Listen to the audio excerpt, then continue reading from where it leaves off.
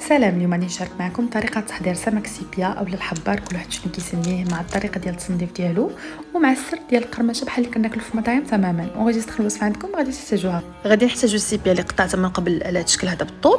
غادي مقليسي فيها بالموس على هذا الشكل هذا باش كنحيدو من هذيك الجله رقيقه وداك الماده اللزجه اللي كتكون، وكنقطعوها اصابع اللي يكونوا صغار على هذا الشكل هذا ضروري، حيت باقي غنديروا لا ماريناد. والحجم ديال السيبيا ملي كتقلى كيتضاعف. درت مرصويه الحامض مع شويه ديال الملحه كنبقى مزجه على هذا الشكل هذا. غادي نغطيها وغادي نخليها ترقد واحد نص ساعه. هذا هو السر الاول باش كتجيكم فتيه. ممكن ترقدوها غير في الحليب نص ساعه، ومن بعد كندوزو نحضروا لا ماريناد. عندي هنايا 3 معالق كبار ديال النشا، عندي 2 معالق كبار ديال الدقيق، عندي شويه ديال الابزار، شويه ديال بودره الثوم، شويه ديال الزعتر وشويه ديال الكمون وشويه ديال التحميره. ممكن نضيفوا حتى القزبوريه بصر ما بقاش عندي، كيجي يزيد واحد الكول زوين. وكنخلط كلشي، من بعد كنضيف الماء.